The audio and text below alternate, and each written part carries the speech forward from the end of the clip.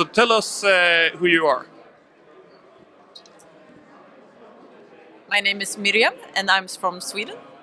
Yeah, and my name is Petter, and I'm from Sweden. So tell us what Prolog is. Both me and Petter are together with a guy called Martin is the main organizers for Prolog, which is a Swedish Larp convention, which gathers sort of the Swedish Larp community, all from fantasy LARPers to black market LARPers to post-apocalyptic LARPers and so on, for a few days or two and a half day in Västerås.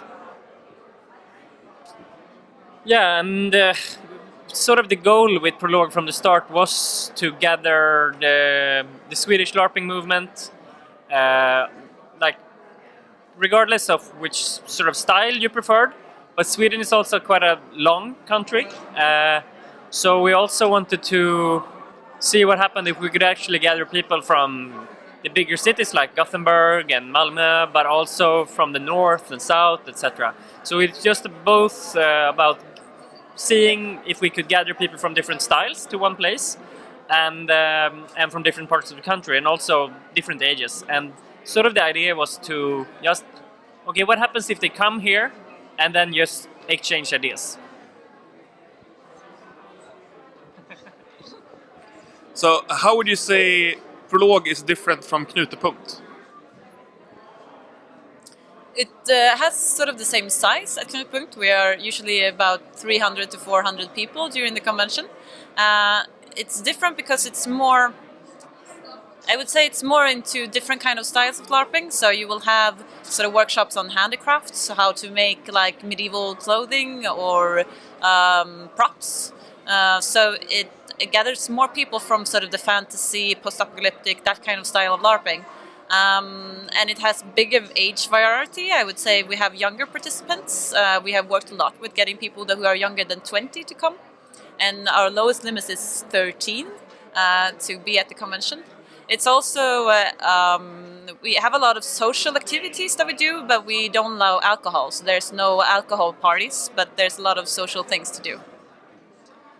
Yeah, and of course one big difference is we are not aiming this to be an international convention. We're sort of mainly focused on Sweden, and then some program items might be in English, and there's definitely a bunch of people coming from the Nordic countries joining in.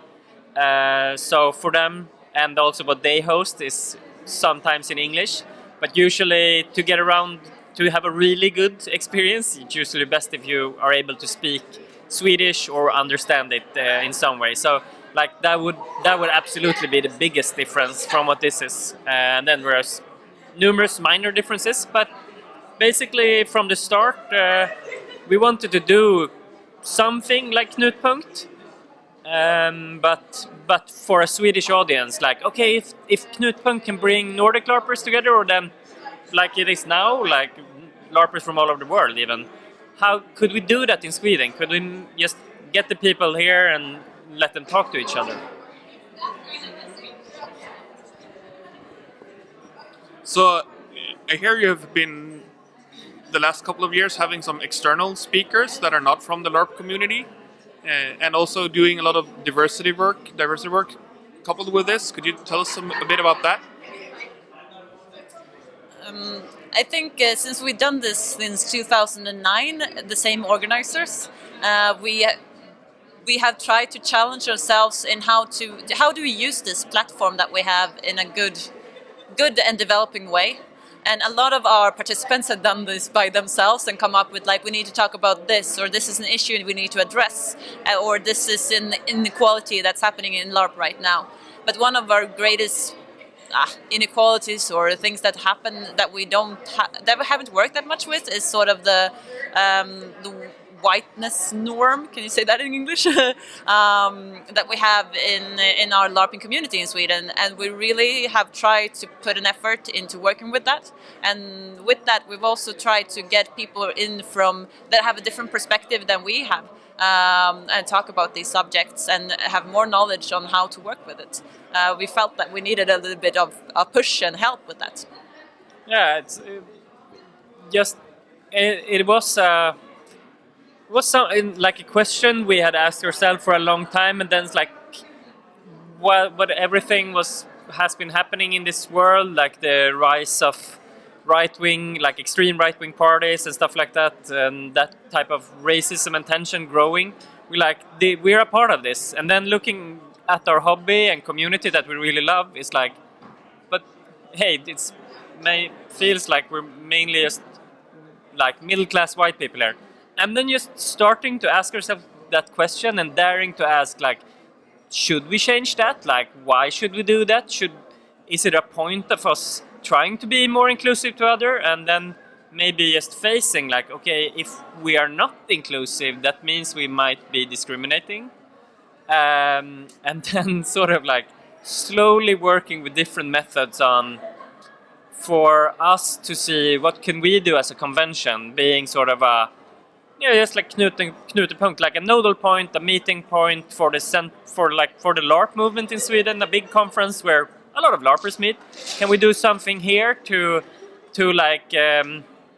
start some wheels spinning on making all the organizers think about this and or just participants think about, is there something I could do to change this, or do I feel like we should change this? And the response has been mainly that people agree with the sort of picture we had in our head, and that we really want to do something about it. And it's not just like, oh yeah, let's just do something 1 year and now it's fixed.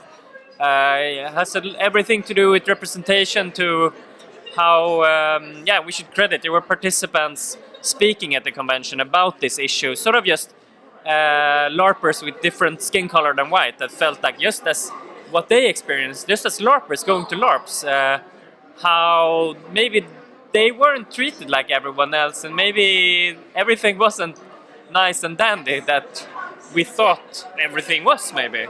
So that was one of the seeds that sort of spurred us to thinking more about this. So they should definitely have credit for that as well.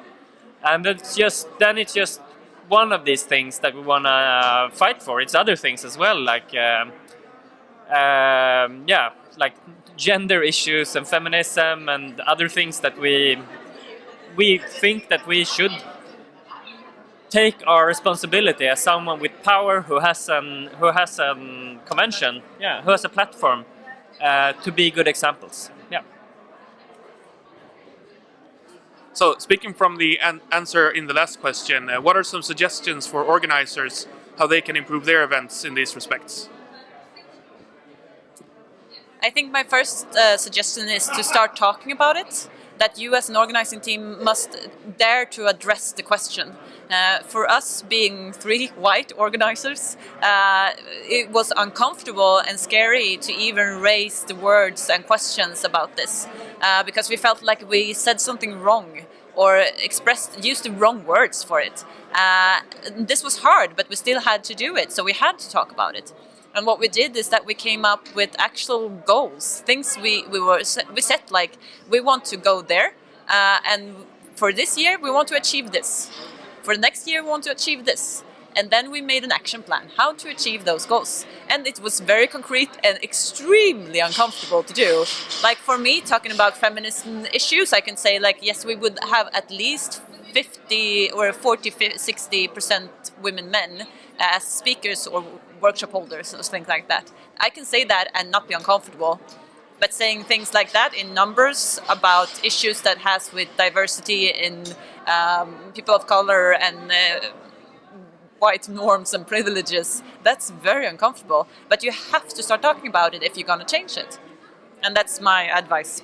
Yeah, I completely agree. And I just want to say, like, we reached out for feedback, both to external parties, such as people maybe that was one person away in outside our normal community, to ask for their input. Like, we want to address this issue. What should we do? Or we have this idea. Is it crazy? Can we say this? Can we write it? Can we communicate this? But also in your community, you have probably either someone with knowledge, or someone who probably has knowledge, or someone who knows someone. And all of the feedback you get, listen. Like, that is so key. Like, really listen, and with that, assume good intentions, both like within your group. Assume good intentions. Someone says something that might seem blunt, maybe it wasn't. Assume good intentions for people that gives you hard criticism if you do something. And like, okay, wait, why is this person saying this? And then like maybe let it sink in for a while, or just ask them a question. I don't understand. Like, try to be more concrete, but just like listening and asking for feedback and trying to respond in that in good ways. And then as always with feedback, it's your choice. If you own the event or the LARP or something, if you're the responsible person of that, it's your choice to care for the feedback or not. Because sometimes you're like, no, we have made this choice. I won't do this thing. But most times it's really good to actually incorporate the stuff you get. So you have to do like conscious choices, and I think for us it has been really good being 3 people to talk to each other and be able to just like, should we do it this way, that way, and at least have someone as your sounding board to talk to about these things to go forward. Thank you for your time, and I hope you have a great Knutepunkt, and good luck with your next Prolog. Thank you. Thank you.